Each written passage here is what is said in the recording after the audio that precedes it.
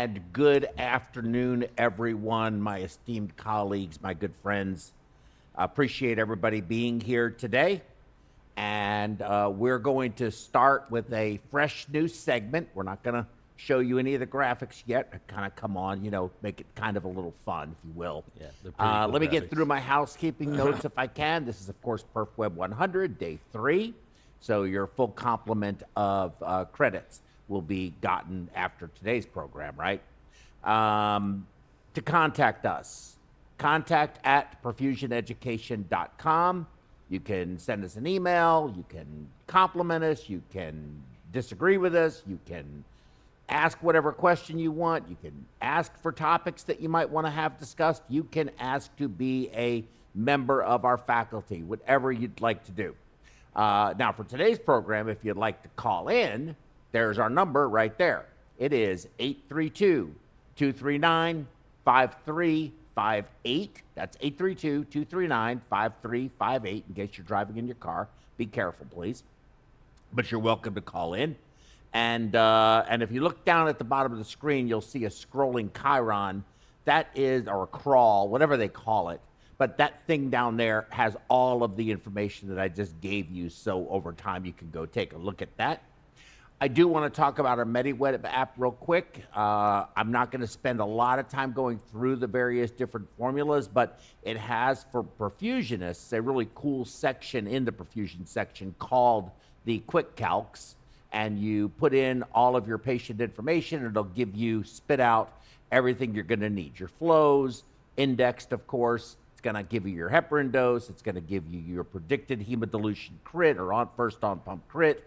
All of that kind of stuff, and I think it's quite useful. But it has a lot of other things in there that are extremely useful, especially if you're in the critical care unit with ECMO or just doing a case, whatever. But you can look up a whole lot of stuff, and it's been a really valuable tool. I'm quite happy with the app, and we keep doing updates, so updates will continue to come. Now, if you're a podcast person, which today's program is going to be kind of like that, it's going to be not a long-form podcast like Joe Rogan or somebody like that. It's going to be more of a mid-range, if you will. So it's about an hour and a half. Yep. And it isn't going to have the 3 hours, but it's going to be pretty free-formed. It's going to be a little different. I'm trying something new, okay? And y'all are my guinea pigs, if you don't mind. And then, of course, you go to whatever your favorite podcast streaming platform may be, and just type in PerfWeb, and we'll pop up. And so we're on all of the platforms. Pick whatever platform you like, and you'll find us there. Okay, so today is the day of Stand Your Ground, and this is going to take a lot of different forms, but the concept is that it should be, I think, controversial. It should be serious. I think it should be evidence-based. When it's opinion-based, I think we need to make sure we're clear on saying it. We have my screaming goat for if anybody, and we'll put it right here. So who's ever at the desk, if somebody says something, including me, that doesn't quite sound right, we have our screaming goat. And I think we need to get a graphic that's really good that I could just push a button here and have it pop up that screaming goat. But we're gonna try something a little new, as I said. So why don't we jump into the Inferno right now? Yeah, there we go. We're burning. That's a nice Inferno. We are burning. Yeah, looks like you burned longer than me. You're not quite as bright burning. No, yeah. But you got some neat little embers and stuff like some. that. So I look more well done than you, though. Maybe that's just my natural color. Yeah, maybe so. Maybe so. And we won't necessarily leave that the whole time, because I have a feeling that that's going to be kind of distracting even for me. So let's take that off for now, Magic, and we can throw that up when when we say something that sounds to you like it's burning a little bit. Just click it on. So I'm sure you'll figure that out. Okay. All right, so here we go. Yesterday's programs, or over the past few days, we covered a lot of ground, right? A lot of information. Okay, we went through fluid balance and fluid management and ultrafiltration and hemoglobin, and what else did we talk about? RAPP. Oh, and rapping. Yeah, like Snoop D-O double G rapping. Leave the rapping to the professionals. We are not rappers. Should never rap. So let's just tackle one thing at a time. And there's also, well, if it's okay with you, Okay. I'd like to tackle yesterday first, I had a feeling you'd go there. if you'd be okay with that. I'm okay with that. Okay, good. Because no sooner that we got off that program, I got a call from somebody who I've known for a very long time, who was watching the program, Right. and who sent me a publication they had done about the very thing I was talking about. Right. Ultrafiltration. And I thought that was extremely telling. So if you could throw the iPad up momentarily, I'm just going to show a couple of things here. If you recall this slide from me yesterday, folks, most people think there are a lot of bad people running around in the world. According to Sam Harris, there aren't a lot of bad people. There are a lot of bad ideas. And bad ideas are worse than bad people because bad ideas are contagious. Bad ideas get good people to do horrible things. And this is really how I feel about this topic of using ultrafiltration for either fluid balance management or for correction of some kind of physiologic derangement, whether it be electrolyte or whether it be acid base, doesn't really make any difference. Or if I'm trying to help remove inflammatory mediators. So you can go back up with that iPad. Or raise hemoglobin. Or raise hemoglobin if they're trying to do that, right? Right. And so if you remember this article, and this was sort of the I guess the nexus, if you will, of what all of this has kind of become about. Right. And, we have this journal, and again, I'm going to say some things that are going to be somewhat controversial. I hope y'all will accept that. But, a journal it's a journal. I'm trying to understand what AMSEX, who puts this journal out. They're a private company, from what I understand. Okay, they're not affiliated with an academic institution in any way. And I'm trying to understand where the oversight as far as what gets published and its scientific rigor and its objectivity. Sure. And so when I read this article, I think I described yesterday that I was quite bothered by it. And I was probably even really stronger than just bothered by it. I was really bothered by it. I think all of you probably noticed that. I won't necessarily go through it. But it led me to show this slide and kind of how I feel about it. So let me bring this up if I can. And this is a letter that was written in 2024 in the journal Perfusion. That's not to be confused with the journal of the AMSEX Extracorporeal Technology Perfusion Life thing.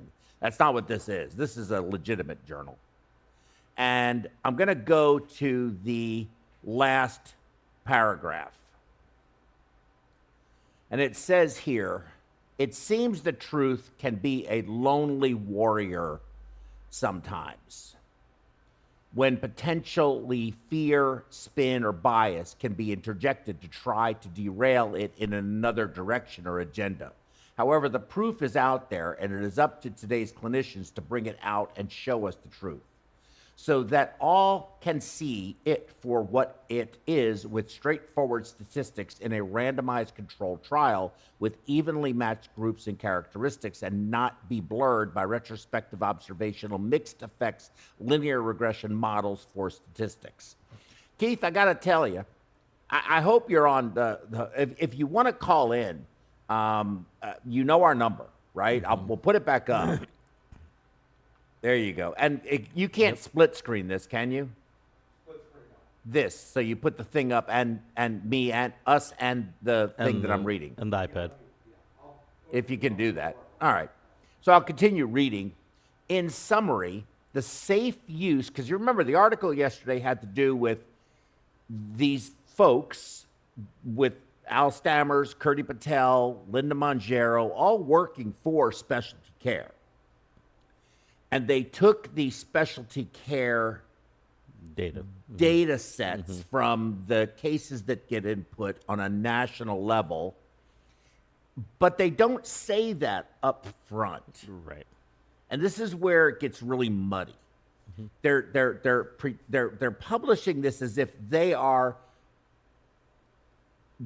have been granted access by specialty care for something that enabled them to tease out or extrapolate out the information that they used to do their article with. But they actually worked for the company and had access to it at any time. So I think that should have been the very first paragraph of all of this, that this article is ripe with potential conflict. But this is what we found in this particular, when we did it this way. I guess you could have done that. Sure. But so much is about, anyway, let me continue. In summary, the safe use of ultrafiltration in cardiac, so that basically the other people's argument is that ultrafiltration on or Z-buff on cardiopulmonary bypass causes acute kidney injury and causes there to be an increase in renal failure for your particular practice, which I just fundamentally think is absurd on its face. And it's really hard. It's almost like trying to argue the rapture. Okay? There is no proof.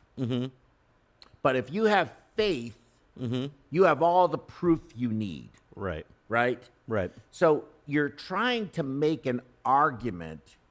It's almost like saying, look, I can cut your head off. Right. And we can sew it back on and you're going to be fine. Okay? You're going to live. Right. I mean, there's no way to argue that other than common sense. And so I think that's what we're really looking at here. They've said something that is so incredibly disingenuously wrong. Right.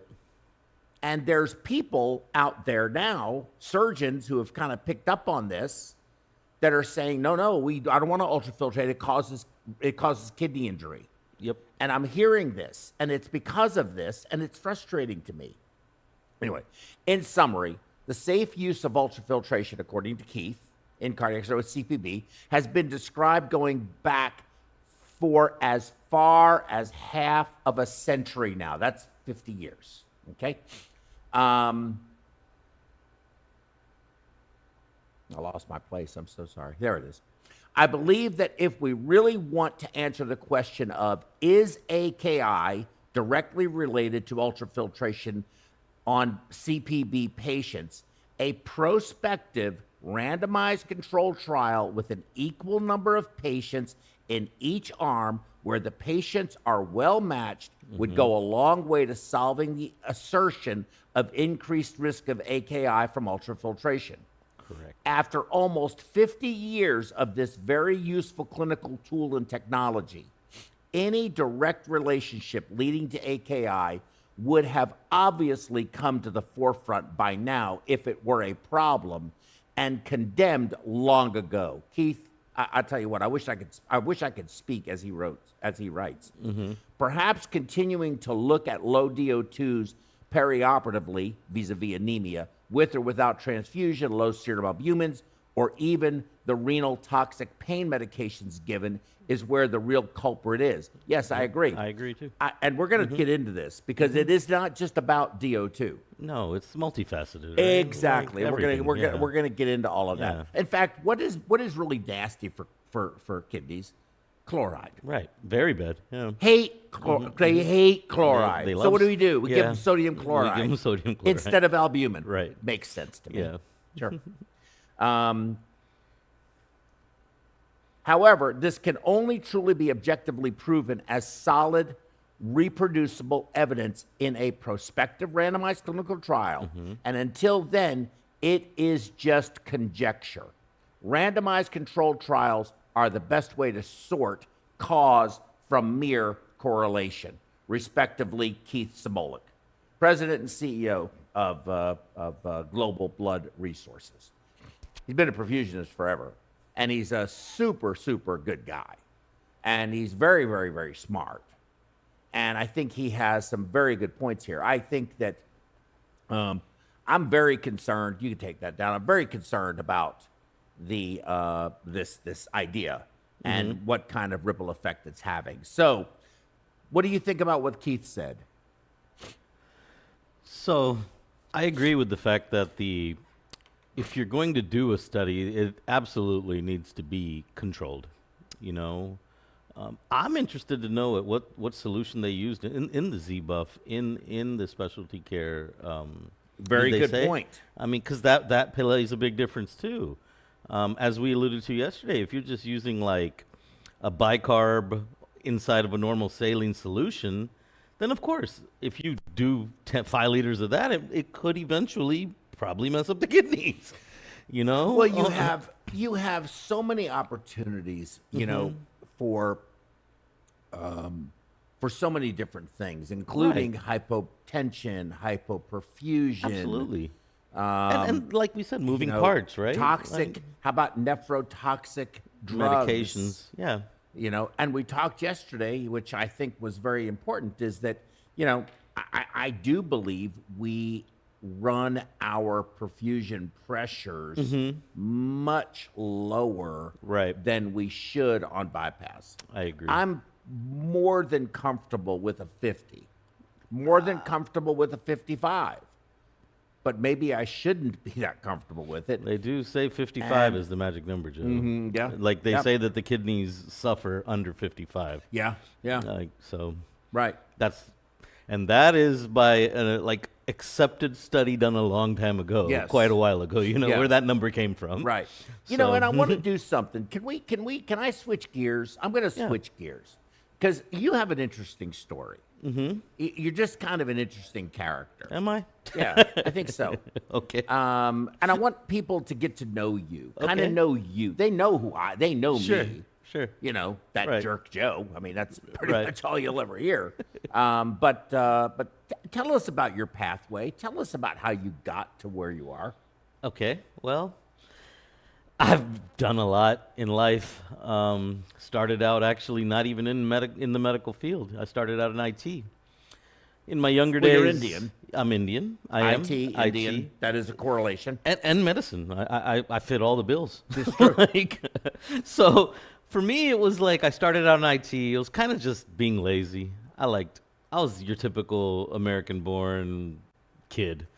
During college, I just wanted to party. I didn't really care about school. I was one of the lucky people that have owned a computer since the 386 SX days, which were really long time ago. So my dad he's always been intrigued by computers. So I've owned one since, very young age and been breaking them, building them, blowing them up, learning everything about them. So in college, I decided to take the easy route. I just wanted to pick something where I didn't have to go to class.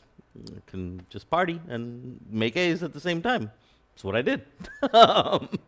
But it wasn't actually what I wanted to do. So by the time I actually got into the IT industry, of course I wasn't happy, And I chose a field that eventually it became outdated with time, as is real common in IT. In IT, you got to keep learning. It's a lot like medicine. You got to stay up to date because every day something new is coming out, something that'll push something that's current out of production, And so I came to that juncture where I was like, okay, now I got to go back to school, learn something new because what I've learned is outdated. Well, by then I had a little bit better head on my shoulders. The crazy period, which I've talked to you about, my younger days. Yes. They passed, Yeah. So I was like, okay. And I was always wanted to be a doctor from a young age. So I said, okay, let's go to medical school. I went to medical school. I had to go to the Caribbean because I have an IT degree, and I had been out of school for so many years. I wasn't very competitive for any program in America. So I went to the Caribbean, became a doctor. At the time, right as I was about to finish. I had gotten married about halfway through, and I was going through a divorce. I just wanted to do something crazy, something dumb, something new. So instead of coming to America, and I had taken my USMLEs, I had passed them, I had good grades. I could have probably landed a residency here, probably would have. But I decided to go to India and practice there, do my residency and everything there. Personally, I loved it. I'm glad I did it. Things are different there. Medicine is not as controlled as it is in America. I'm going to say that, and people will probably get on me, but you guys in America, you practice medicine with your hands tied behind your backs, and it sucks. I feel bad for you. Trust me. Go to a country where you're not worried about getting sued and see what you can do, And I got to do that for 8 full years, It was fun. I mean, just COVID, crazy time. I was there for that, Oh my God. Like, we were just prescribing anything, Joe, because even here in America, like you made the remdesivir, we talked about that. Man, Trump made that ivermectin comment. We started prescribing ivermectin. We didn't care. Yeah. Like in India, you can just do whatever the hell you want. But that's let's do something if we can. Let's take what you just said, and I'm gonna pretend like I'm fishing, and I just got a tug on my line. Right. Okay, so I'm gonna reel that one in. Okay. Tell me about this, because that almost sounds. It could come across as being, man, is that really right? I mean, that sounds kind of like you're just experimenting on people, which to some degree during COVID we may have been, but we were. But I don't want to. We very much were. We don't have. Nobody had written protocols. Well, right? none of us. We did too. Yeah, but that's not the. In the general sense, you have to be operating under some type of. Absolutely. So not just the fundamental ethical decision. So yes, we do have rules and regulations, and there is an Indian governing body for medicine. It's just again a little more relaxed. Maybe I should say that they do care.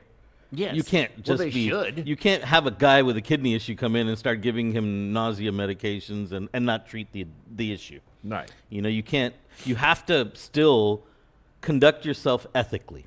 And there's a pathway for monitoring that. Exactly. There is. Okay. Okay. And like you can't just there isn't like pain medications, all that. Just a lot like America. There's monitoring. I can't just start writing pain medications just for fun. Even over there, that's not okay. But they're a little bit more relaxed in what you do, as long as you can explain yourself. And you're not. I should say that they may demand an explanation, and they do. And as long as you're able to explain yourself, you're not. See, in America, we're so worried about doing the exact thing because lawyers can take any small thing we do, and then that's it. Now you got a multi-million-dollar lawsuit on your hands. Your hospital's not happy. What happens in India if you do commit an actual act of malpractice?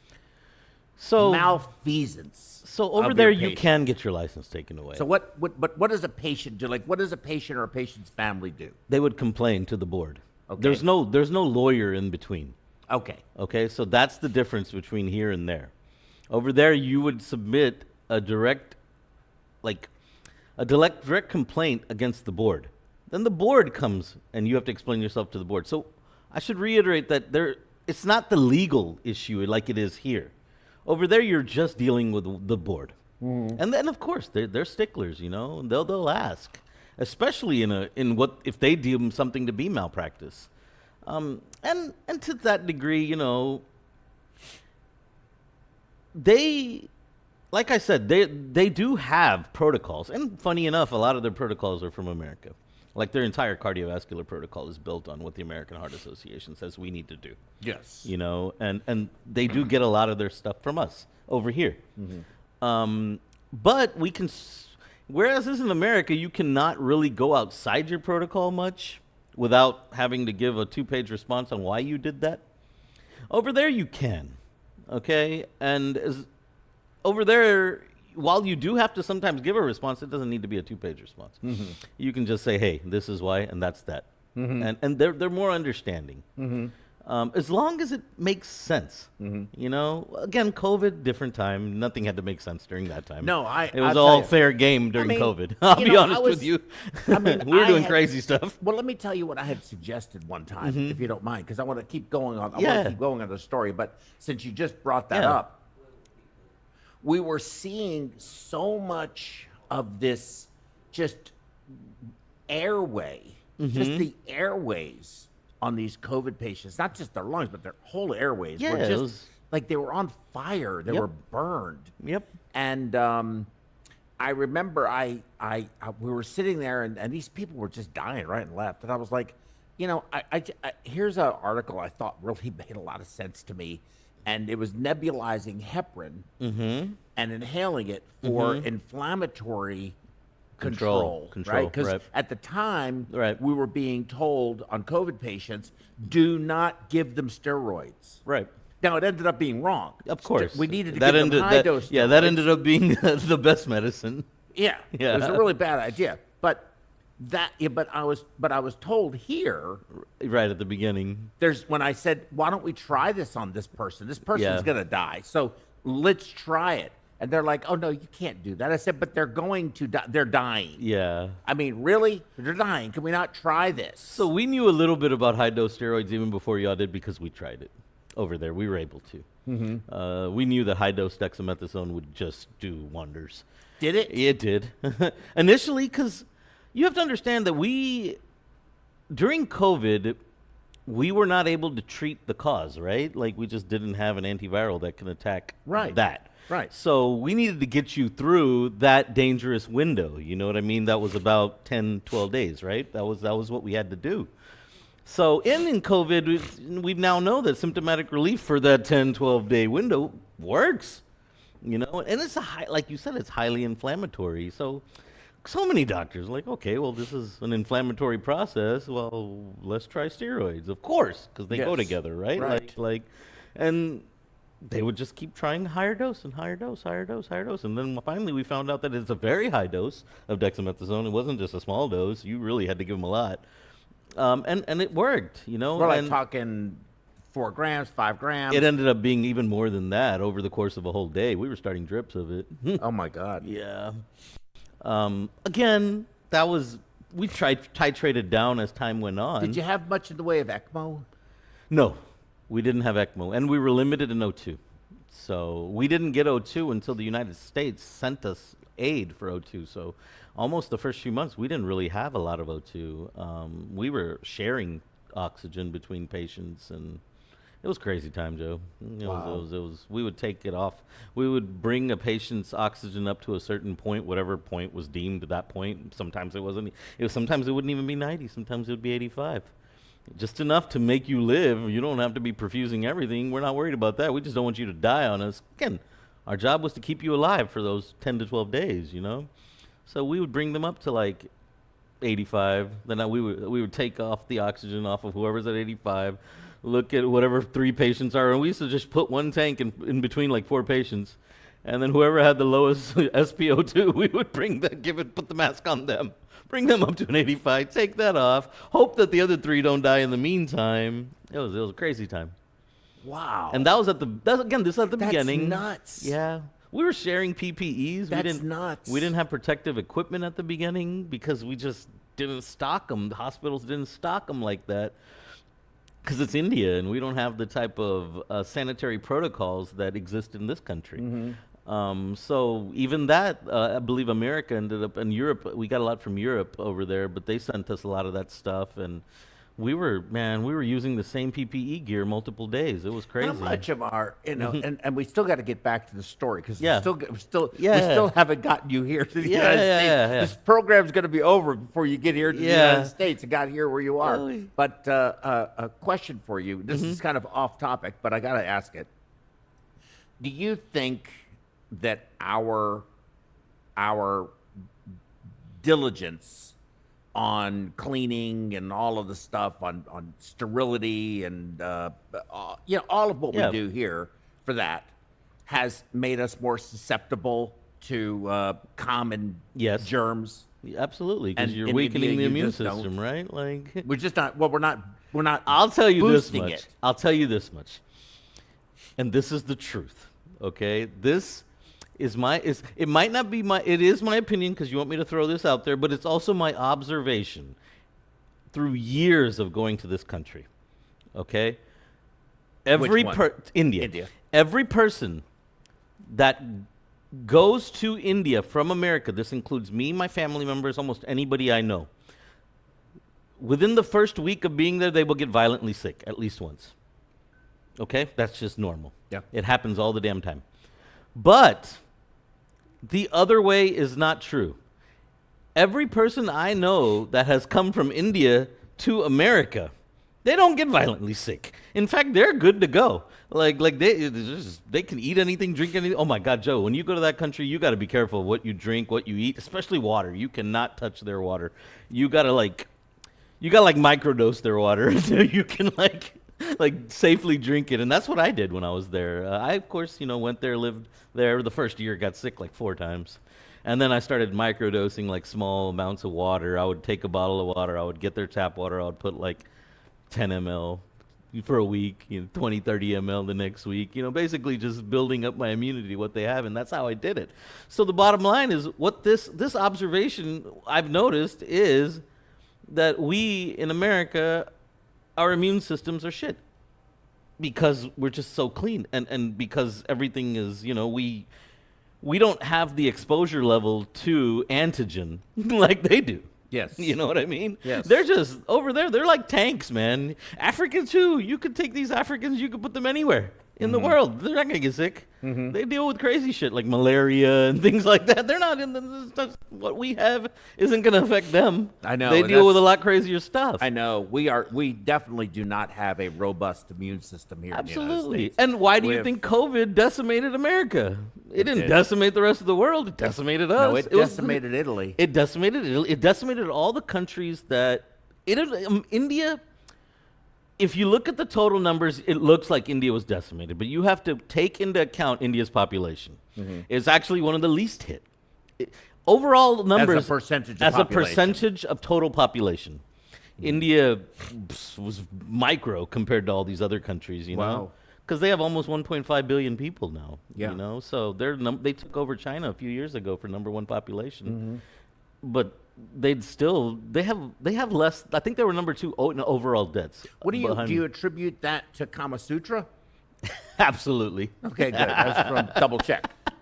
I mean, I'm just asking. Why not? They wrote the book on it, Joe. They You wrote could the throw, book you know, on you it. could throw that fire up right about now. I think that would have been an appropriate comment. But Magic just sits there. He doesn't even think to himself because he's outside smoking.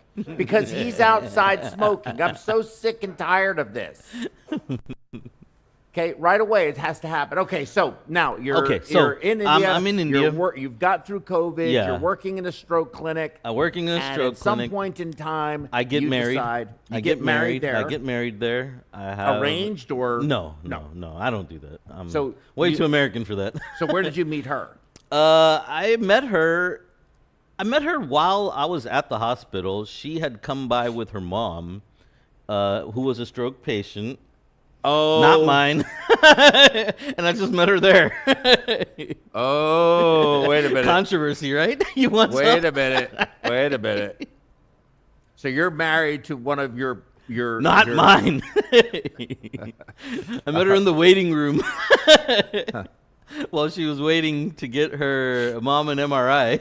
Well, that seems like an odd way. I mean, for Hey, it was odd over there too. Over there, it was like, oh shit, like they were not happy. okay. So you get married, and now eventually you're So- going to make it here to America. Yeah, eventually Back. I end up having a daughter. We end up having a daughter, right? I kind of told myself that when she became school age, I would like her to go to school here. I didn't want her to go to school in India. Why? India doesn't cater well to females. Never has. It's No, very okay. male-dominant society. It's the whole rape thing. That's real. Okay, the amount of rapes that happen there. It's a real thing. It happens all the time. So much that they can just dismiss it like it's nothing over there. So I didn't. Are you kidding me? No, I'm not kidding you. It's serious over there, Joe. You can just Google rape in India and just The probably one yesterday or the day before. It's I mean, a very one common though thing. for 1.5 billion people is not very much, Right, but because in the United States we probably have more than that. it happens more in the cities where I lived, so I didn't Mm-hmm. want to deal with all that. Is it usually like known people to each other, or just random people off the street? Both. Like, really? Yeah. Wow. It's a very sexually oppressed society, so people, even though they got 1.5 billion, so you would think that there would not be. Clearly, they're procreating. Yeah. You know. I mean, you have this. You have a. I mean, look. But when society tells you can't do something, I find it very conflicting to have, to have Hinduism and Shiva and Kama Sutra in the same, Yeah. bookshelf. yeah, and then told, yep. But again, over there, it's taboo.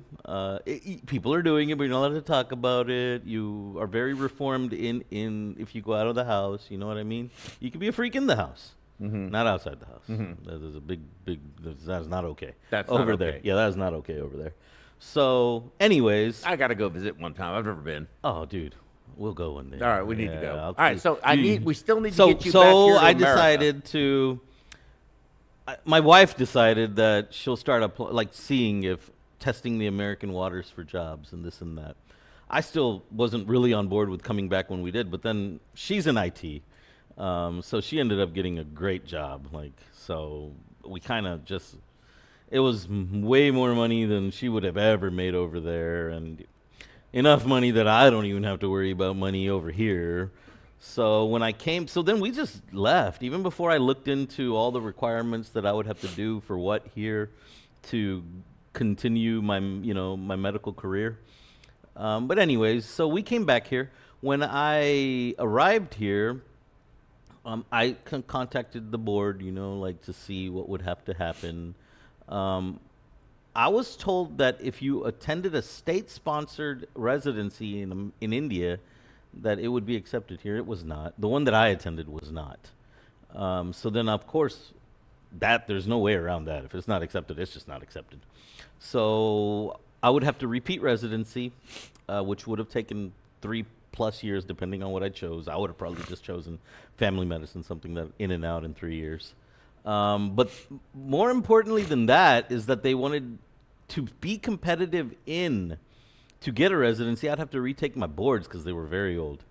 And why would you hire somebody who took board 9 years ago versus there's this kid who just took them, yesterday, and he's more competitive. So because of that retaking your boards, especially 1, 2, and possibly even step 3, step 1, 2, and 3. You gotta those can take a year to a year and a half just to take them all. Even taking like our perfusion boards, they can take 4 or 5 months. And if you split the first and the second up, it can take a whole year, right? So taking those we're looking at almost like 4.5 to 5 year timeline, of which I'm repeating the darkest moments in any person's medical career, residency and those boards. Those boards are hard.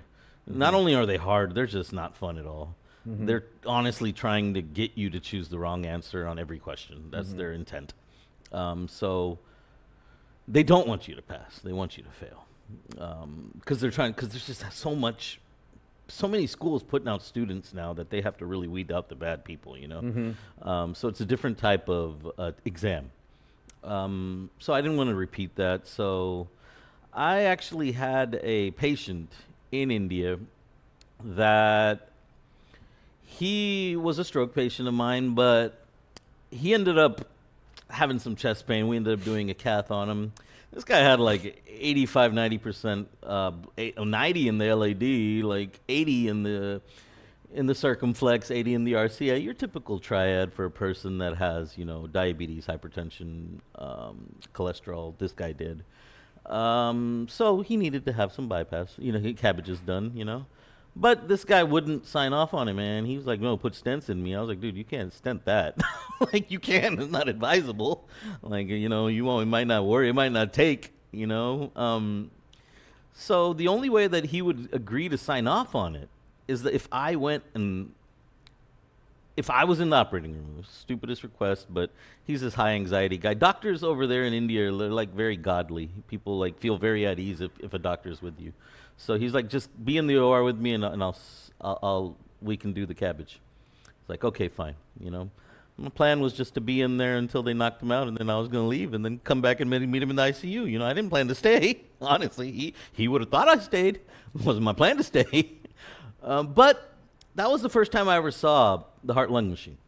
It's not something they teach you in medical school. It's not something you always wonder it, you know, because I'm not a surgeon. That's not my lane. So I don't. And doctors very much stay in their lane.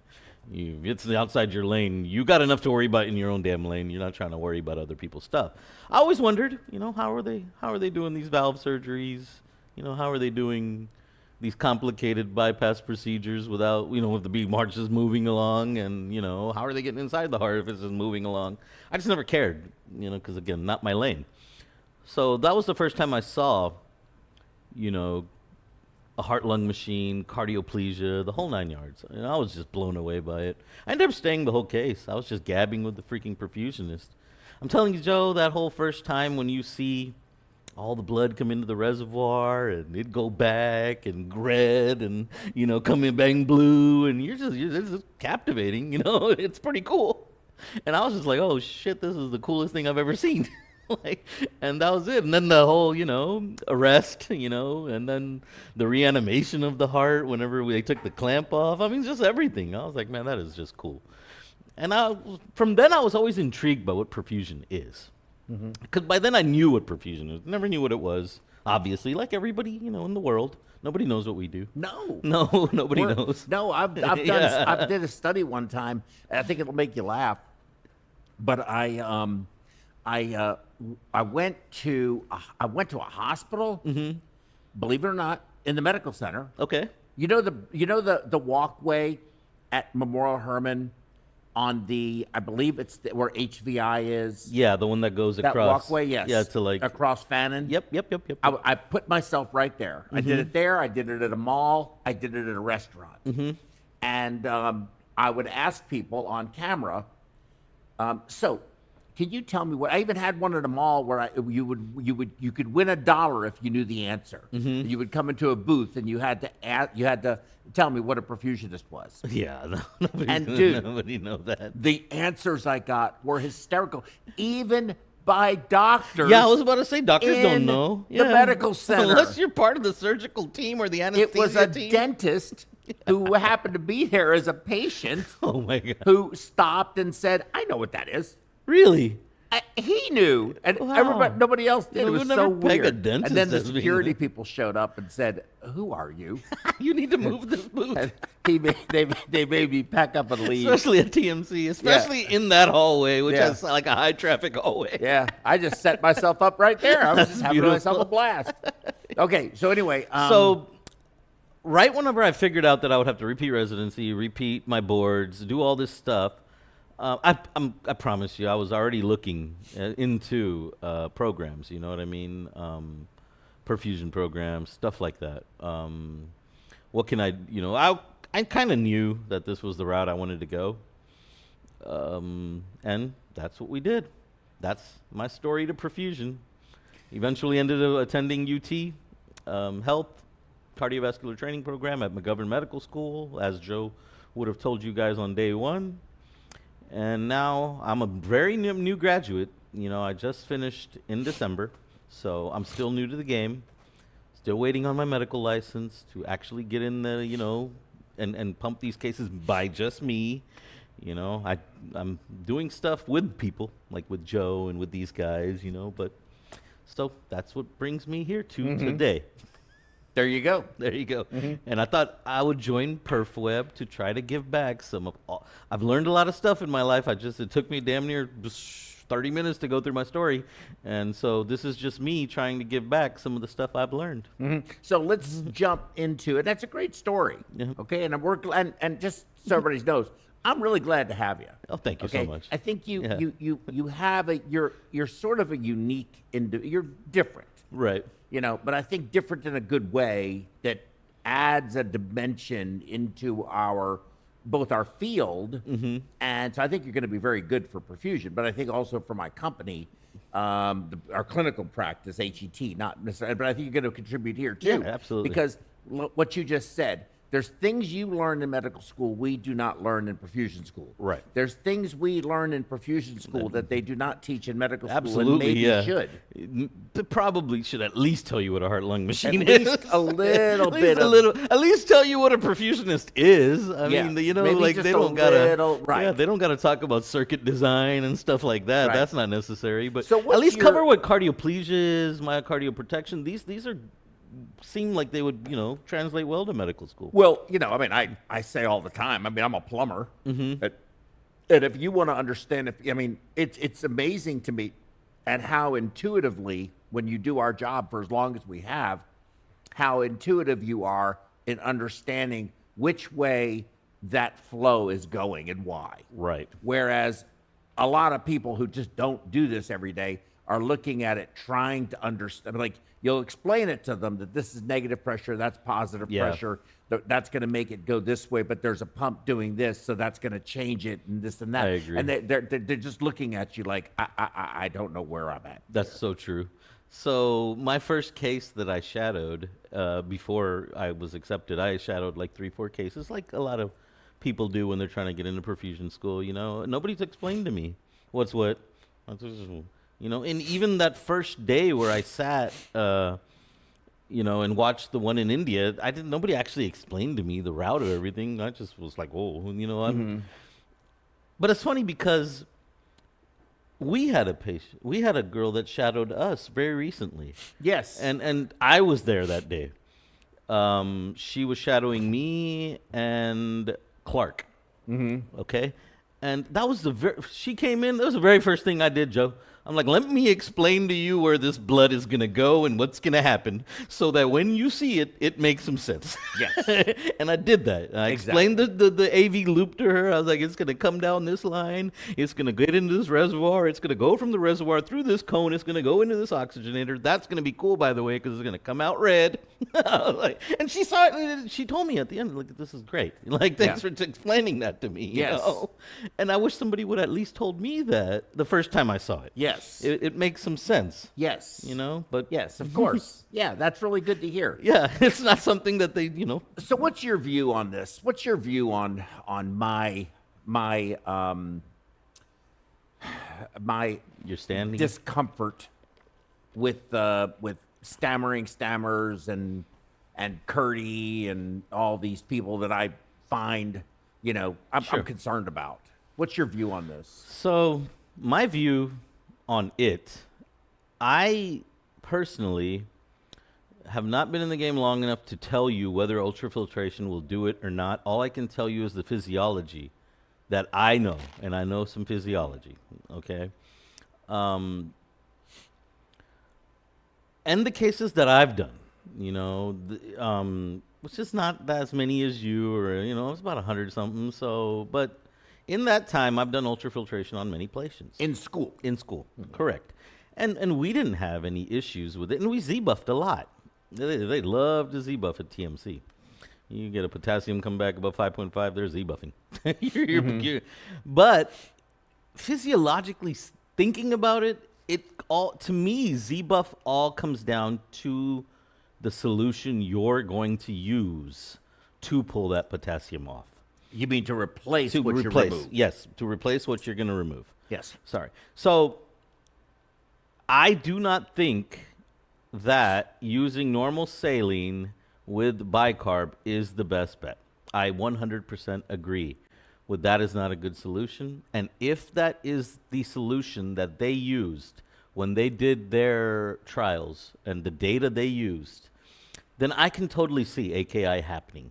Especially if... But not because of the ultrafiltration. Not because of the ultrafiltration. Because it's because of of the the- excess sodium. And the way they're doing it. And the way they're doing it. And the chloride. And the chloride. Your kidneys got to clear all that sodium. Sodium is, where do you think all that sodium's going? Who do you think's having to deal with all that Right. sodium? So Your kidneys. We're forcing the kidney To work harder. To have to work harder in an environment where it's already being starved Exactly. because of low perfusion pressure, low DO2I, Exactly. anemia, all the things that we talk And about. Joe, you are affecting the nephron at multiple levels with excessive sodium. It's not just the loop. You know, most people think, oh, sodium loop. No, dude, it floats around in the proximal convoluted tubule. Even the distal convoluted tubule has to deal with sodium. So you're affecting it at a great, and even the glomerulus. It has to go through the glomerulus, the 20% that gets reabsorbed. So you're really bashing a large portion of this nephron with high sodiums, you know? So I can see, now if they used a proper dialysate material, you know, a proper solution that was balanced in sodium with either low to no K, then yeah, I could see that being, you know, like you stated, you know? Yeah, the Prisbisol yeah, or something exactly. like that. Something like that. I can see, how can that harm? I mean, Go ahead and talk, and I'm going to pull up the Yeah. I'm going to pull up the formula for that. Okay. So I do. Let's keep drilling down on that. Yeah, so I can see that not causing any type of AKI. Maybe, you know, okay, so a little bit of AKI. Let me not say no AKI. Why, though? Because cardiopulmonary bypass causes AKI. Okay, no, but we're not talking about- I'm not talking, but you're still going to end up with some AKI at the end is what I'm getting at. But not- at the end, but not because You- of the ultrafiltration. Right. We have to make sure that we're really being clear. Okay, here. so let me be clear about that. No matter what, after we come off pump, if you look at renal function in the ICU, of course, you will always have AKI because that is just the name of the game. That is an accepted negative thing that we do on bypass. You know, we accept it because we got bigger things to worry about right now. But did the ultrafiltration cause it or not? I don't know. Again, depends on what you're using to do your Z-buff, you know. That's what I want to know about this study, you know. So I'm going to just do this now. Yeah, okay, do it.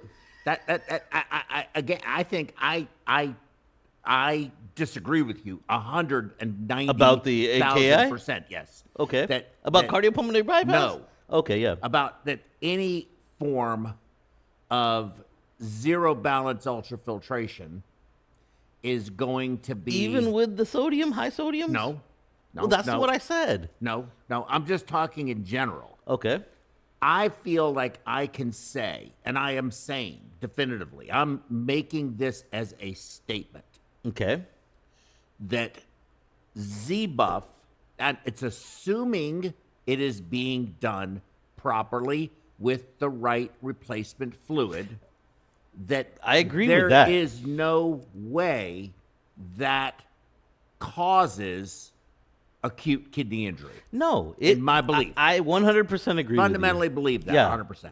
So I agree with that 100%. I think, like I stated earlier, it all comes down to the solution fluid that you're using to pull that potassium, you know, out. Agreed. And what are they calling as a baseline of AKI? And how are they attributing it to ultrafiltration? Again, you're always going to have some AKI at the end of a pump run. That's just, but to me, it's to check this to even, it's hard. Like, first off, Joe, you need to have patients with equal BUN creatinine, equal GFRs. All this stuff has to be equal going into the case if you're going to say, you know what I mean? Like, how do you find that? How do you find a sample that has equal everything? Like, again, the GFR is important too. It's not, you know, how much are those kidneys filtering? How much creatinine are they clearing? All this matters, you know? Like, if you're using one patient with already like a 0.8 creatinine, you know, or a BUN in a normal range, and then your second patient is even a little bit higher at 0.9 versus 0.8. It doesn't matter. You can't compare apples. Those now becomes apples and oranges. Yes. Those patients are different. You can't say, oh, well, AKI, because those patients are not the same type of patient. You need to have a sample size, a sample that is equal across the board in multiple parameters. Your cardiac injury has to be near the same. Okay? That also plays a factor. You can't have somebody that has an EF of 50 and compare it with a guy that has an EF of 55, and then compare the kidneys. Because any patient that has lower EF isn't getting enough blood to those kidneys, so they may have a higher degree of AKI. So what I'm getting at is organs talk, right? We said that yesterday. So your sample has to be very equal, each patient, to be able to definitively say, well, this happened because of this. You can't, right? And I mean, It's very hard. it's very hard. So throw up the screen if you would. So if you look over here, here is the various different fluids Yes. that exist. You have the next stage, they call it pure flow. But if you look, they're all sort of the same thing. We'll just take a look at some of them. But if you look here, you have 35 bicarb, 2 of potassium, 140 on the sodium, 3 of calcium, 1 mag, chloride, and glucose. And if you look, the sodium, the chloride, the glucose, all normal values. Right. So 'cause- if you have let's say, your sugar's high, okay, and you're doing CVVH with a replacement fluid, this one, Right. eventually your glucose is going to be 100 because Of course. glucose comes out. The sieving coefficient Of it, for yeah. glucose is 1. 1, correct. So it's just going to freely leak. Yeah. Your sodium's going to become normalized. Now you're going to become hypokalemic unless you use the next one down, which is 4K. You can really make these formulas what you want them to be. These are purchased this way, but you can also alter them to some degree. Right. Right? And they're made that way depending on how much volume you got to pull off. Correct. And then look here. This is the Prismasate by Baxter. They have a similar thing, and you can see their various Right. formulas. And then you have the Bronduasol. Right. So there's a lot of different things that you can use. Right. And again, Okay. that makes sense for... So when you look here, normal saline is isotonic. Correct. It is used to treat, to induce Induce. alkalosis, Right, 'cause but it's- it induces acidosis. Because it has a pH of like 5.6 or And something it like has- that. Yes, Yeah. and it dilutes out your bicarb Yes. on top of it. Right, because it's the Correct. bicarb is going to bind all those hydrogen ions. So you can treat the alkalosis, but if you're not alkalotic, you will induce an acidosis. Right, and that's the rationale on why they put bicarb into the solution Right. that they use. Thank That's you. So, I mean, you make a good point, The reason that, in case the audience is wondering, that they have these different K values, dialysates, is it all comes down to how much volume are they going to pull when they do dialysis. Some of these patients, they'll come in with a dry, with like 1 liter kg over dry weights, or like, so they'll only pull 1 liter, Some of them, they don't use volume restriction. They don't restrict their volume well. They'll come in with like 5 kgs over. And you ever tried to pull 5 liters off of a dialysis patient? Man, that's hard stuff. Really? Yeah. I told you I worked for 4 months in a dialysis clinic. It was back when I was trying to venture, just trying to see if I like something else other than neurology, but I ended up just liking neurology. And that was why I told you that's hard stuff, man. Like Nephrology is hard. Oh, Lord have mercy. They're the smartest I was people like, in the room. Yeah, dude, I'm not trying to They do are. that. They're That was- smartest people That in is the hard room. stuff. But they're so incredibly, now I think too, a lot of perfusionists aren't aware of these different solutions. No. And the problem with them is they come in 5-liter bags. They do, because, again, But you you need could a lot use of that it. 1 5-liter bag to Right. prime your pump, for volume add if you need it later, to rinse the pump out later. So how many times do we change bags? Right. Right? We're Yeah. adding another bag. So maybe you'll throw a liter or 2 out per Correct. case. So Correct. what? Yep. I mean, does that really matter? It's so much better of a fluid. It is. And I would really like to use it all the time. Any balanced fluid, right? Is this a reason we use Plasmolite, Normasol, all this stuff? It's a when we much prime more our physiologic pump? fluid. Much more physiologic fluid, except for, of course, the potassium. But we need that to be 0 or 2 or low, right? Right. We need it to be under Or you whatever we're trying to suck out. We need it to Right. be under Unli- 4 for sure. But you can also use it to add it. Absolutely, yeah. You can go the other route. If the potassium is, so it's easier to just give it, but you theoretically could. You could. Right, you could. Right, yeah. You could. You can put some Okay. milli equivalents in it and give it. So now I want to shift gears. All right. We're gonna shift gears. So we're gonna get out of the science. So throw up. Let's go. Let's go there. Let's do it. Let's do it. I want to do it. Ah, there it is. So- Magic's back. Heart lung machines. You've had a chance to use several, and right now there's a big controversy going on, and it is big, and it is really gotten ugly. And Spectrum versus Essence. yes, that's one. That's Okay. one. But you know, back in the day, there were very, very long time ago. There was one heart lung machine option, maybe two, and then there were probably several. You know, might have gotten up to 6 at one time, 5, 6, but now it's back down to just a few. Yeah. You have, you really don't have much in the way of the heart lung machine manufacturing going on right now. Seems LivaNova with their Essence pump, which we use Which here. we use, correct. We use the S5, which I also think was a really Correct. good platform. The Terumo System 1, I think, is toast. I don't think that's coming back I've anytime never even seen soon. one. I've I just don't know seen what them in they're. I pictures. really don't know what they're going to do with that thing. I honestly don't. But you do have this Spectrum pump. You do. And you have, I think, the unique experience of being able to discuss each one because you've used them both. Correct. Can you give us some thoughts? Okay. So, the pumps I've used the most. Let me go ahead and first let's talk about my sample base. S5, you know, 60, 70 cases on an S5 probably. The Spectrum, I've got like 35, 40 on that one. That's a good number. Yeah, a decent number. It's Yeah. more than me. Yeah, decent, more than most people because unless you buy it, you're not going to actually grow your number, right? You can only use it the few weeks that they'll give it to you for a trial run, right? Like, so, and then of course the Essence, since we've been come back, I haven't, you know, I pumped about 10, 15 on it when I was in school. A couple of places had it that I was at.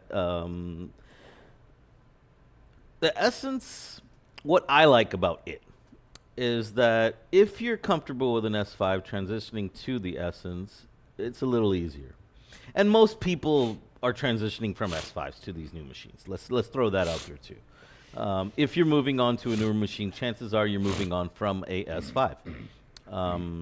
That's most people, right?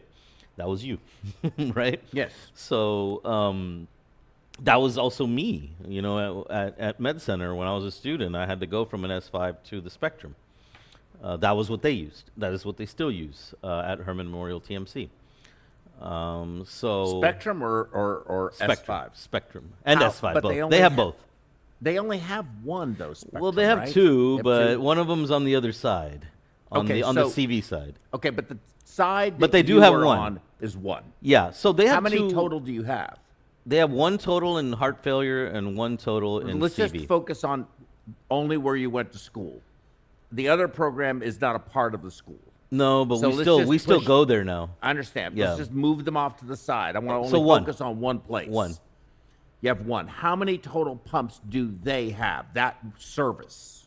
3, 3. 2 S5s and 2 a- S5s, 1 Spectrum. 1 Spectrum. Okay. Correct. And you used both. Yes, regularly. Tell me. So they have 2 ORs, where OR1, OR2. OR1 is where they're going to do a case, you know, unless they got 2 cases, in which case it'll go to OR2. OR1 is where they use their Spectrum. OR2 is where they keep the S5, and then the third S5 is backup, sits in the hallway. OR1 is almost used daily. Now, if they have a second case, then we're talking OR2. Or if they even have a follow, it's an OR1 again. So for the most part, they are using a Spectrum most of the time. Okay. Okay. But this didn't happen until about July of last year. So Why is July. that? Nah, I don't know the logistics of it. Their chief perfusionist, I don't want to name him. You guys can look it up Yeah. on the internet if you if you want to look it up, that's up to you. He didn't make it. He didn't roll it into R1. It sat in the hallway for the longest time. I don't know the logic on why he did that. I just don't know. I know a lot of the perfusionists didn't like it. What is your view of it? Objectively. I mean, I don't like it. I want you to be objective. I don't like it. So, but not liking it is not very. I hate it. In I fact, mean, is it I because had you don't multiple. Like I don't like the color of it. No, You I don't like it. the- I don't like its VAVD. I don't like the fact that its VAVD goes through the pump. Its regulator is built in, and it has so many issues. You can even Google the issues. I had to do it because I thought it was me at first. And then I ended up Googling VAVD spectrum. Turns out it wasn't me. It's pretty out there as a problem. I'll set it to -40, and they're complaining about drainage, and I'm not getting any drainage. So what the hell's going on? Why am I not getting drainage? And its VAVD just doesn't work, to the point where I was mad at it. In one case, it was so bad that I decided to go from wall through the regulator on the wall. And then the stupid thing starts beeping because it'll detect the negative pressure and it's not going through it. So it was not happy, that pump, when I did that. And then I just kept silencing the alarm the whole case. I was just pissed off. But I'm having to do this, And then eventually it got to the point where we had to call them and they had to come look at it because, man, I made a stink about it. I was like, and not just me, but the surgeon. Like this, they're like, we're getting no drainage. We're getting no drainage. That is my issue with it technically. With one thing. Not just one thing, but this impacted a good 10, 12 of my cases. But you're saying that one thing, the VAVD. No, that was my main part of the way the pump runs. Other than that, I don't like little things that they could probably fix. You know what I mean? The VAVD, they can probably fix it, but they need to take that What do you shit. do for your ancillary light? Like, do you have a light on it to No, shine? that's also one of the things it doesn't have. It doesn't. The light it comes with is absolute shit. So at TMC they had to buy their own light. They bought, that chief perfusionist that I'm talking about bought some fancy little LED light. Yeah, I didn't like the light. I didn't like the LED light either. He bought a white color. It was weird. Like, it looked weird. Made the whole thing look weird. So you paid $300,000 for a heart-lung machine. It doesn't have a light. Exactly. Okay. So, not just that, but then other stuff that I don't like about it. I don't like the way that its rollers are set up. I don't like the way that you put tubing into the rollers. So with the Levanova or the S5 and the Essence, I mean, is it a DeBakey roller pump? It is, but the way that it's a DeBakey roller pump, it's not that. It's the way that the occlusions are set. It's on its central core that spins. It has a big knob. Maybe we can pull up a picture for the audience. You go ahead. I'll pick it up. I'll find it. Okay, perfect. So whenever you're taking the tube out of the raceway, or even putting the tube into the raceway, it's very complicated. You have to be very careful. You can mess up your occlusions. I know we as perfusionists like to, we're supposed to check them, every case. And absolutely, people, I urge you, check your occlusions before every case, especially if you're using a Spectrum pump. But you should be checking them every case, right? Like, that's part of your pre-bypass checklist. You need to do it. But on an Essence, on the Spectrum pump, make sure 100% you do it, because as you are pulling the tube out of the raceway, you will always hit that central console where where you set your occlusions, and you'll always either loosen it or tighten it or whatever the case may be. It's guaranteed that your occlusions will not be anywhere near what you need them to be every time you come to the pump. So now here you are having not to just check your occlusions, Joe. You might have to set your occlusions on every freaking case, and that's annoying. I like them to be close, maybe a few clicks off like they would be on an S5. When you're checking them, we know on the S5 that it might be off, but it's not more than a couple of clicks away, you know what I mean, where you need it to be. Let's see. Connected to AirPlay. I don't know what you did there. Skip. You can just bring a picture of the roller head. I'm You don't even got to trying get to. the whole thing. I'm trying to. Go ahead. Keep talking. Yeah. I'm looking. I'm So, having a hard anyways, time finding it. my issue with that is that every one of my cases, I found myself having to reset all of my occlusions completely almost from scratch on every pump. I mean, on every roller head, you know, and you're looking at 5 at least, you know, 1 sucker, 2 vents, and the 2 for the cardioplegia, and that's every case. That's annoying. Again, 1-2 clicks, cool, no problem, but it's just, you know, not just, so that's one more thing. The other thing I didn't like finally. about it is the... Can you please bring that up? Here. Yes. So... Here, you can use this. Perfect. Let me do that. Let me... is it on? Oh, shit.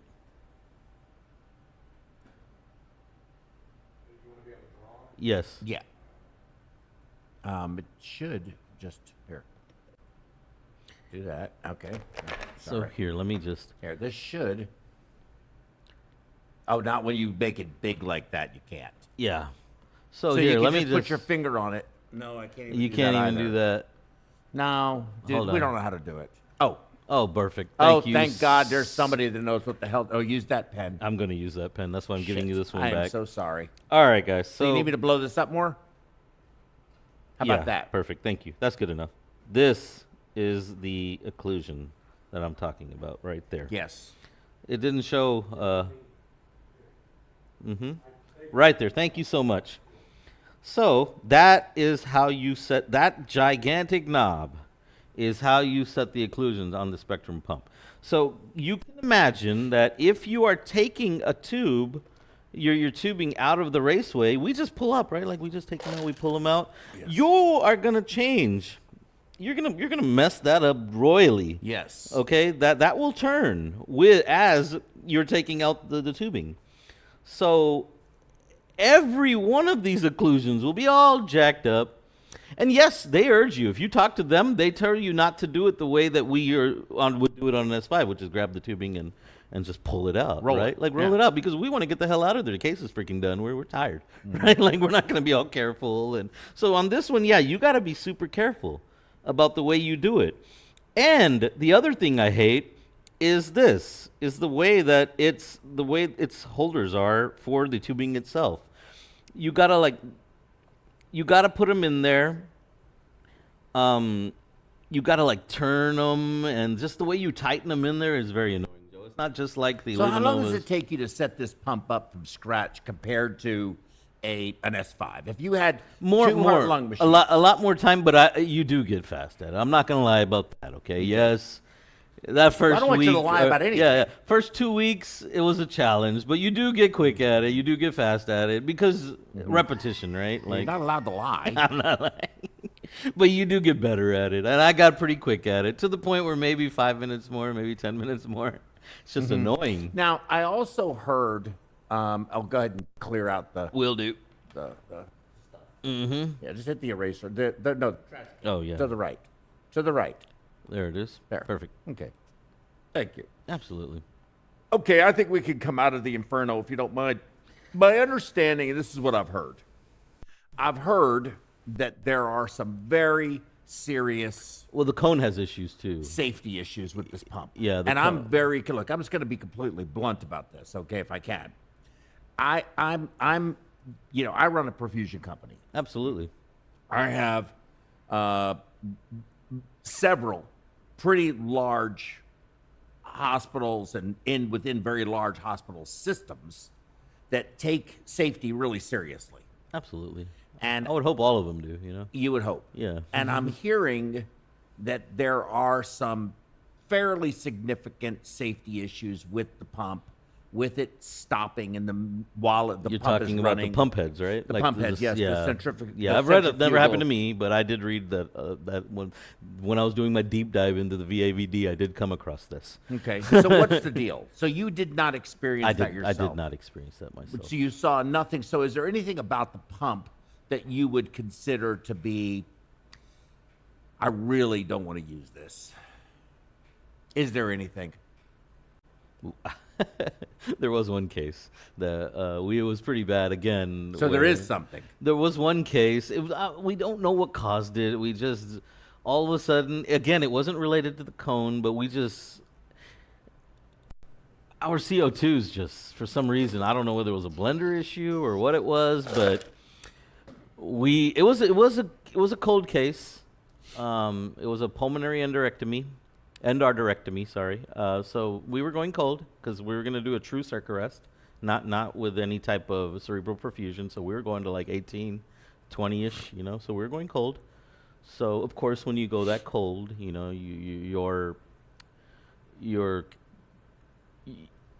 can go really low in your carbon dioxide, right? Like that's going to go into solution.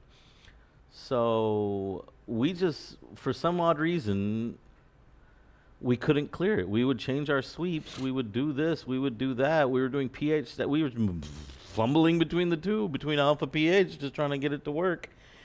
And eventually, I don't know what happened, because this was pretty early in my perfusion career, and at that time, things were going bad, and we just couldn't figure it out. The perfusionist I was with, we went to tank. Eventually, our oxygenation started to suffer. Damn the CO2. We weren't even worried about it at one point. We ended up having to go to tank. And it was only during that cold period for some reason. Again, I don't know what happened. But I will say this much. After that case, my perfusionist, the next day, we were in OR1, the OR that's supposed to have the spectrum. She made me roll the spectrum out, go get the S5 from the hallway, the backup, turn it on, prime it, build it, because she just didn't want to use the spectrum. Did the company come in? They did. But they didn't talk to us. Spend a lot of time there. Like, did they do cases with you all? First 5. First 5. Yeah. So you have 5 cases. Yeah. Okay. All right. Well, and again, the only issue with that is that it's all fun and games when they're there. It's when they leave. And so what the dangerous part, though, Joe, was, I'm going to say this, and this might be controversial to the UT system. Put it up. Put it up. Put it up. This is going to be super controversial. I love it when it's controversial. I hope I don't ruffle some UT feathers, but their students were the experts on the spectrum. Oh God! They're perfusionists. Take it down. Take it down. Call the fire department. Because we pumped all the cases. Like, their perfusionists were not behind the pump; they were sitting on the side. So even at the end, Joe, when we were leaving, we had their perfusionists asking us how to do things, because they were going to have to take the helm at least for a few months until the new batch is ready to be OR ready, right? That takes a few months. It takes at least till the end of February before they throw you into the OR. So the perfusionists that are there now have to run this pump that just sat in the hallway and none of them were ever using, and they weren't there those 5 cases. Yeah. we were. Exactly. So now I'm going to throw this out at you, and we're going to wrap this up with something positive. All right. Okay, because I think this was interesting. Look, I mean, I don't know that we solved anything, but we certainly did discuss things. Yeah, absolutely. Here you are starting a new second career. Correct. Physician to practicing physician. Correct. Actually taking care of patients, being responsible, all that stuff, and now as a perfusionist. So you're waiting for your license from Texas.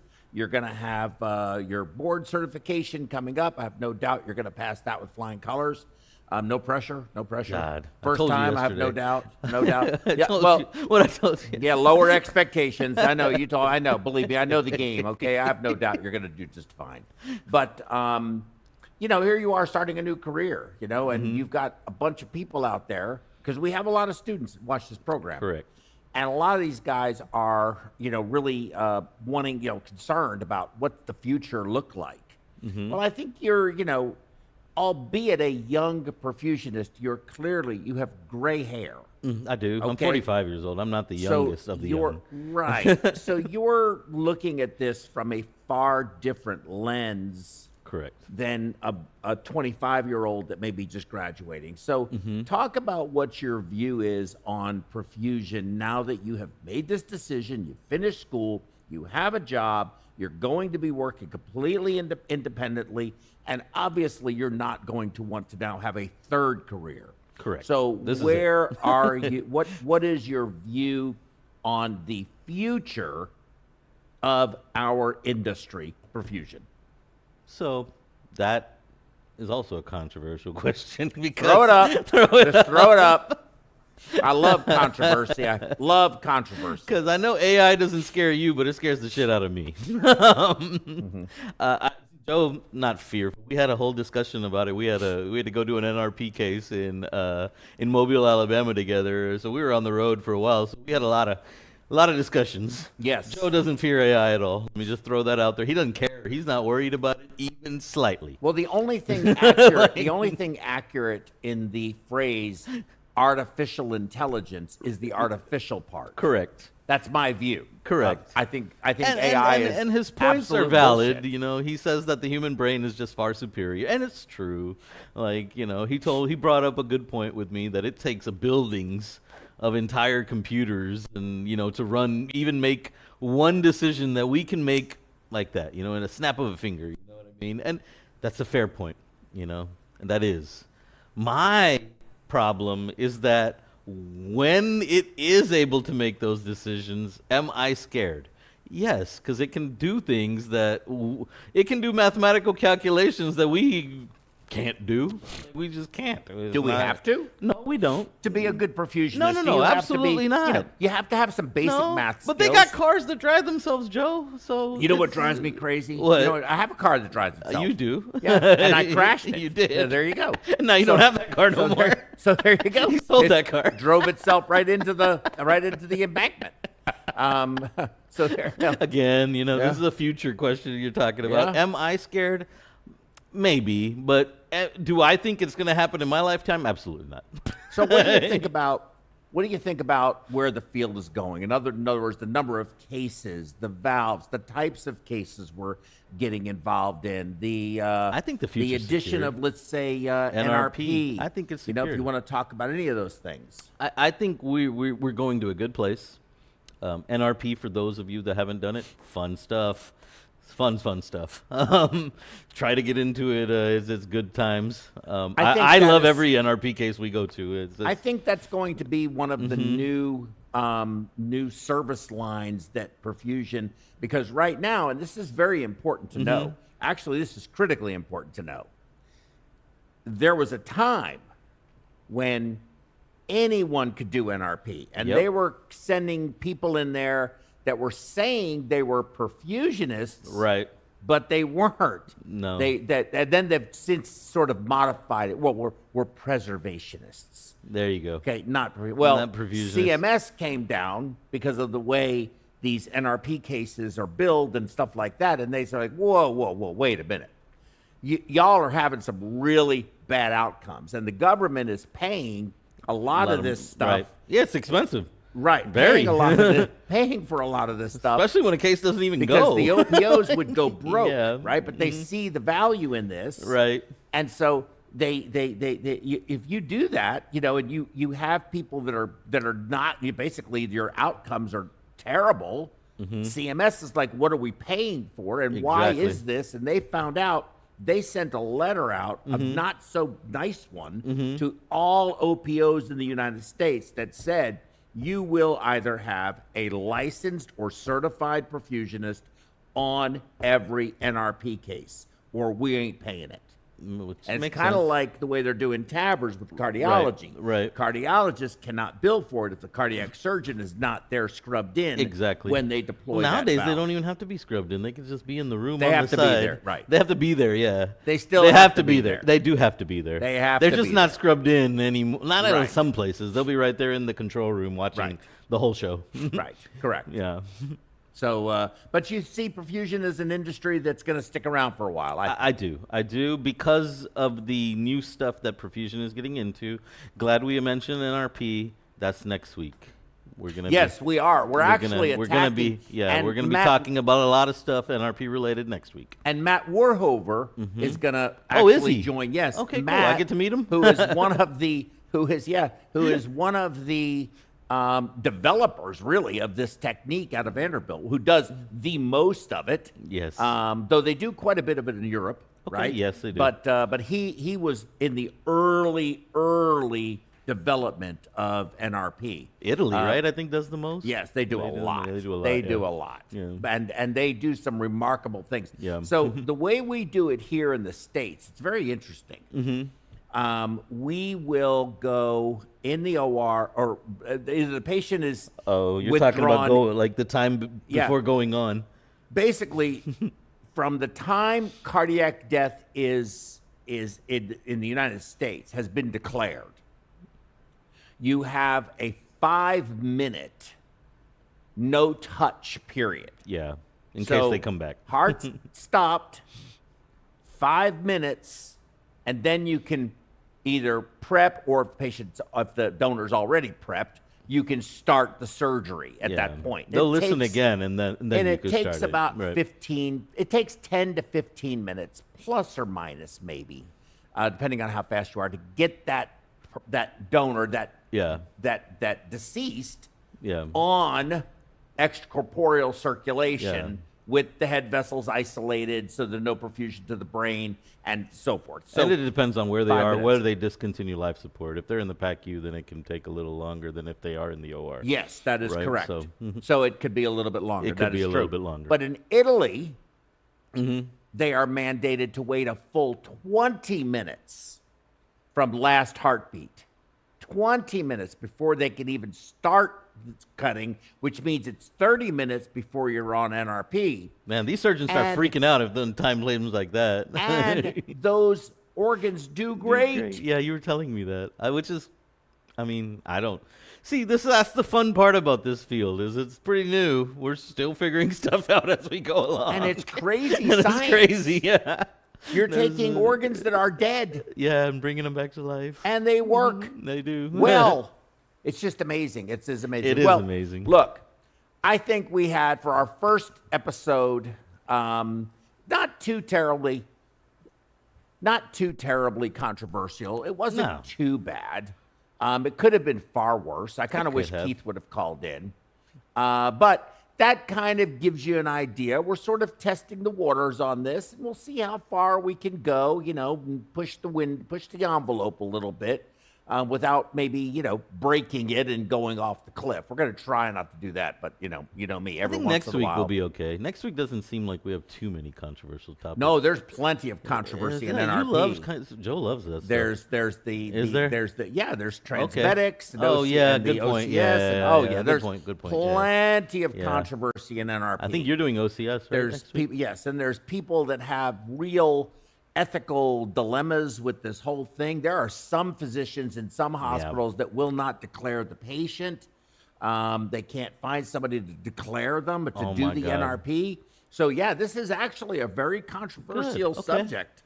So I think it's going to be a lot. I think it's going to be more heated even than this one was. I'm too new to the subject. Okay, It's just- but I will tell you, I know organs. and I'm not trying to throw a last dart at Spectrum Medical, but I can tell you this much. I'm very concerned about a company who comes out with a heart-lung machine. I think my issue is not that there's a new heart-lung machine. My issue is that they seem to be trying to force this down people's throats to buy this. They're using very aggressive sales tactics. Have you heard anything about their ECMO or no?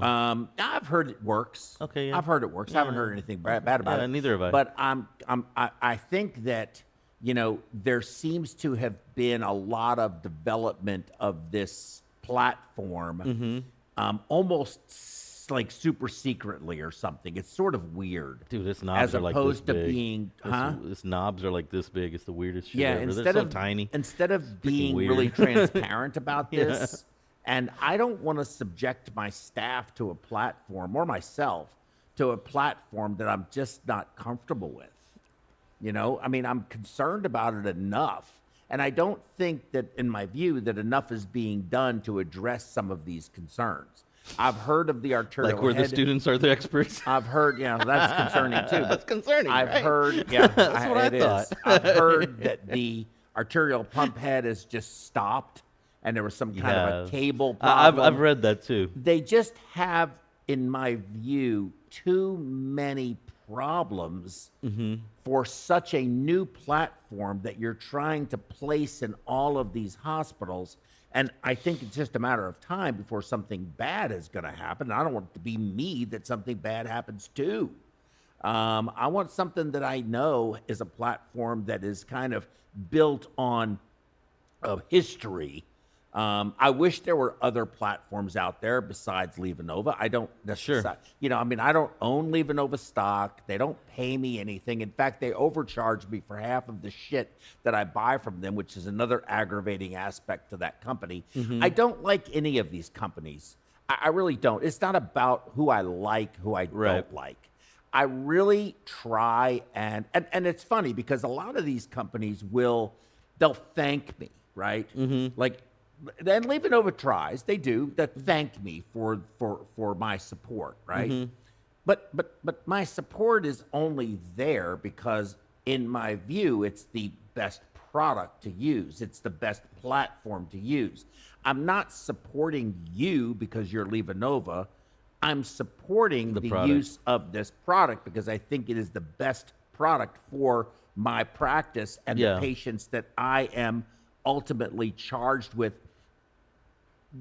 keeping safe for the medical staff and the hospital where they're patients. Right. So, that's really my issue here. Correct. Sure. And I'm seeing a lot of them. I've heard several stories. I have my own personal experience with some of these stories. And just out of deference to not wanting to embarrass anybody that I might know, some of it I have to keep to myself. I can't really even discuss it here.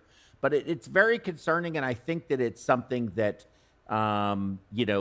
it gives me an unease.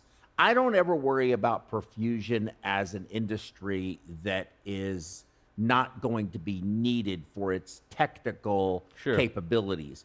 I'm concerned about perfusion in regards to its ability to survive the required ethical standards not being met by us as an industry and hurting our reputations within the medical community. I'm probably more concerned about that than I am anything else. And I think that, we can discuss this again on another time. I don't want to belabor it today, but we have next Friday. We have AMSEC with Friday? Their micro certifications, and just because I go online and do a couple of things, I get a micro certification that I'm an ECMO specialist. I mean, if you don't do ECMO, that is not going to make you an ECMO expert by any stretch. No. And yet you're promoting these ideas, and I see that within our industry. There's a lot of that ECMO's going not on. easy, okay? I've been through perfusion school, and I'm still weak in ECMO. Like, that's just because I didn't have as much exposure, ECMO's all about exposure. And right? the practice that you're at, you do a whole bunch of it. They're like ECMO kings over there. It's just we're in the pump room, and with ECMO, you just got to have the right timing, right? Like, you got to be there when they're going on. You got to be there when they're cannulating. Yeah. You got to be there when some shit goes wrong. Yeah. And then they got to fix it. So ECMO, as a student, you need a little bit of luck that you're there at that moment. That I just had bad luck. I mean, good luck for the patients. My patients did well. Every time I was in the ECMO ward, they were swimming well. Things were going good. There was nothing to learn. Nothing crazy was happening. I only got to see like a few go-ons, a few decans, and there was never much changes. I did get to see one circuit change, but it wasn't at Herman. This is my point. So think about this for a minute. I'm a perfusionist, just graduated from perfusion school, and I had 4 or 5 opportunities to see an ECMO during my training. And I go to a program to work. I go to, I don't know, let's pick a place, Dreary, Erie, Pennsylvania. Okay. And that's where I'm working. And I'm at a place doing 150 hearts a year, 200 hearts a year, whatever. And 2 of us there, and we're just splitting call, we're working. Okay. Never see ECMO. Never see ECMO. Right. And I see an opportunity because they're asking for ECMO coverage for these different places. And I'm like, well, I can make some extra money. So you know what? Let me go over here. I'm going to go to AMSEC, and I'm going to take this little course that they have, and I'm going to become AMSEC ECMO certified with this micro certification, and then I'm going to be eligible to go take care of those ECMO patients because Okay. it says I'm certified right here. Right. Is that right? No, of course not. Should that be allowed? Who needs to stop it? The American Board of Perfusion? Should the ABCP be saying enough of this? Should we, as a community, say this is enough of this? Because that's not in the best interest of patient safety or patient care. No. So I'm very concerned about these decisions. And that's what I'm worried about with this field that I've been in. I will be a clinical perfusionist for 50 years before I retire, which is going to be in 4 years. In 4 years, right. So I'm 46 years now as a practicing Correct. perfusionist. I will be 50 years as a practicing perfusionist. In 4 years. That is 79, half you said, of right? a century. You graduated in 79, you said? 79. Yep. Half a century of doing this one job that everybody told me wasn't going to exist in 5 or 10 years. 50 years ago. Still telling me that. So that I don't think is the issue from a technological perspective. Sure. But as I said, if we keep doing these kinds of things, you're going to dilute our credibility. Yeah. And if you dilute the credibility enough, then you will find an alternative. And I think that's where the problem is. We want to make a bunch of money. We want to work 4 hours a day, out by noon with no balloon, and either sitting by the pool with our wine and cheese, or we're on the golf course doing whatever it is you like to do. And that is not a reality for the amount of money that we are demanding and commanding to be paid now as an industry. There's nobody that makes the money that we make and works as little as we do. Yeah. Not one industry in this No. world. Yeah, per hour, we're pretty highly paid. I mean, you look at what those astronauts were making sitting up there. Right. Okay, but their pay for 9 months on their extra pay that they had was going to be like $1,400. Yeah. See, that's crazy. And we're doing this.